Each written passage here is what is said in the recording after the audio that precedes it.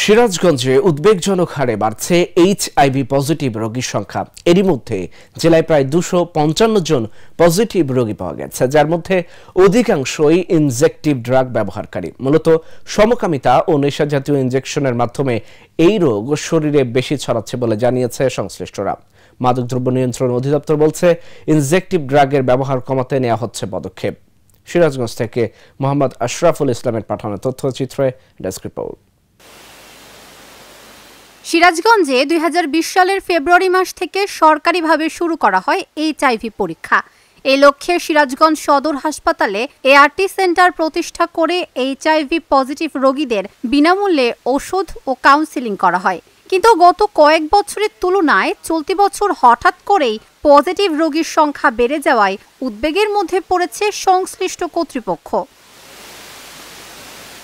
Sirajganj general হাসপাতালের HIV পজিটিভদের চিকিৎসা কেন্দ্র এআরটি সেন্টারের তথ্য মতে জেলায় এইচআইভি পজিটিভের সংখ্যা 255 জন। এর মধ্যে বেশিরভাগই ইনজেকটিভ ড্রাগ ব্যবহারকারী। সেন্টারের পরিসংখ্যানে দেখা যায়, আক্রান্ত 255 জনের মধ্যে ইনজেকটিভ ড্রাগ ব্যবহারকারী 187 জন, কলেজ ও জাতীয় বিশ্ববিদ্যালয়ের শিক্ষার্থী 29 জন, সাধারণ 35 জন ও যৌনকর্মী 4 জন। সমকামিতার মাধ্যমে আর সুই বা সিরিঞ্জ একে অপরের সাথে শেয়ার করায় দ্রুত এইডসের ভাইরাস একজন থেকে অন্যজনে ছড়িয়ে পড়ছে। একটা সিরিঞ্জ 4-5 জন নিয়ে ব্যবহার করে দিয়া আসলে রোগটা হয়ে গেছে। এটা হয়তো না, কত ও 100 টাকা দিত, আমি যদি 100 টাকা দিতাম, আমি 50 টাকা দিতাম, ও 70 টাকা দিল, এই দিয়া 3-4 জন ব্যবহার করতাম একটু কিন্তু ঘুমাই তখন ঘুমান না, দেয়া যখন ঘুমাই তখন ঘুমানা, আমার মনও মানে না, ওষুধ থুয়ে দিছি ওইটাকে দিই। এই শরীর খারাপ হয়ে গেছে, মাথার ব্যথা করতো, শরীরের ভিতরে জ্বালাতন করতো। জ্বালাতন করার পরে আমি এই যে হাসপাতালে এসে, আমার মেয়ে চাকরি করে, আমার মেয়ে নিয়ে আসছে চিকিৎসা, এই থাইরোকেয়ারে নিয়ে অল বডি পরীক্ষা করছে, করে দেখাচ্ছে এইচআইভি। আর টের পেলাম যেটা, সেটা আমার মানে শরীরটা একটু নার্ভাস ফিল করতাম, বেশিরভাগ শরীরটা দুর্বল হয়ে আসতো, খাওয়ার অমনোযোগী, এরকম ঘুমটাও ঠিক মতো হতো না। এভাবে আমরা হলাম। তারপরে আপনার এই সদর হাসপাতালে যখন শুনতে পারলাম যে এটার ওষুধ আসছে, আমরা এখানে এসে সরপন্ন হলাম। আর সংশ্লিষ্টরা বলছে, সমাজের নিম্ন আয়ের মানুষেরাই বেশি ইনজেকটিভ ড্রাগ শেয়ারিং করে ব্যবহার করছে, ফলে এদের মধ্যেই বেশি এইচআইভি পজিটিভ পাওয়া যাচ্ছে। তবে আক্রান্তদের চিকিৎসা সেবার পাশাপাশি তাদের মনোবল বাড়াতে কাউন্সেলিং করা হচ্ছে। এইচআইভি কিভাবে ছড়ায় এই যে বিষয়গুলো লিখে বিভিন্ন বিলবোর্ড লাগাইতে হবে। স্কুল কলেজে অন্তত প্রত্যেকটা স্কুল কলেজে একটা করে বিলবোর্ড দিতে হবে, ডিজিটাল না হলে অ্যানালগ দিতে হবে, এবং কিছু প্রসপেক্টাস মানে হ্যান্ড বিল সবাইকে আমরা চলার পথে নির্বাচনী প্রচারণা যেভাবে চালাই সেভাবে যাতে অন্তত স্বাস্থ্য শিক্ষা দিয়ে যায় সমাজে, অন্তত মানুষের কাছে মেসেজটা পৌঁছুক যে কীভাবে এইচআইভি ছড়ায়, কীভাবে ছড়ায় না।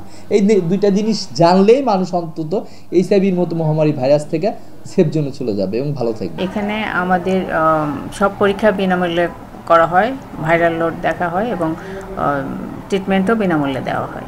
এখানে আমাদের একজন কাউন্সিলর আছে, সে মানসিক এবং সব ধরনের কাউন্সেলিং করে থাকে। টেস্টগুলো বিনামূল্যে হচ্ছে। আর হাই রিস্ক এরিয়া সিরাজগঞ্জ, এটা আগে থেকে এখানে যৌনকর্মী বেশি ছিল, এখন হয়তো বা স্ক্যাটার্ড হয়ে আছে। তো আমরা এখানে ফিক্সড সেন্টারের পাশাপাশি আউটরিচ সেন্টারগুলোর মাধ্যমেও সেবা দিয়ে যাচ্ছি। আর অবৈধ নেশা জাতীয় ইনজেকশন বিপণনের সাথে জড়িতদের আটকে নিয়মিত অভিযানের পাশাপাশি গত 2 বছরে বিভিন্ন অভিযানে প্রায় 1900 অ্যাম্পাল ইনজেকটিভ ড্রাগ জব্দ করা সহ বিভিন্ন পদক্ষেপ গ্রহণের কথা জানায় জেলা মাদকদ্রব্য নিয়ন্ত্রণ অধিদপ্তর। এর জন্য আমরা গত পরশুদিন প্রায় 20 অ্যাম্পুলের মতো আমরা ইনজেক্টিভ ড্রাগ পেয়েছি। পাশাপাশি আপনারা জানেন যে ইনজেক্টিভ ড্রাগের মধ্যে যে পেথিডিন যেটা আছে, আমরা পেথিডিন, মরফিন, এই যে জিনিসগুলো নিয়ে ওরা নেশা করে থাকে মাদক সেবীরা, সেটা আমরা একদম রেস্ট্রিক্টেড প্রোডাক্ট হিসেবেই রেখেছি। এগুলোর জন্য আমরা নিয়মিত যে লাইসেন্সের ছাড়া, লাইসেন্স ব্যতীত কোনো প্রতিষ্ঠানে আমাদের যে এই পেথিডিনটা সরবরাহ করতে পারবে না, বিক্রয় করতে পারবে না। আর যে সকল পারমিট ব্যতীত অন্য কেউ এগুলো ব্যবহারও করতে পারবে না। এগুলো আমরা এখন পেথিডিনকে অনেকাংশেই আমরা একদম কন্ট্রোলের ভিতরে রাখতে পারছি। পাশাপাশি আমরা নিয়মিত অভিযান পরিচালনা করতে পারছি আপনাদের সহযোগিতায়। পাশাপাশি সিভিল সোসাইটি আছে, সকলের সহযোগিতায় আমরা নিয়মিত কোনো তথ্য পেলেই আমরা ওখানে যাচ্ছি, অভিযান পরিচালনা করছি এবং অভিযুক্তদের বিরুদ্ধে আইনগত যে ব্যবস্থা আছে সেগুলো আমরা গ্রহণ করছি। গত 1 বছরে এআরটি সেন্টারে চিকিৎসাধীন অবস্থায় মারা গেছে 26 জন। Dhaka journal, news desk.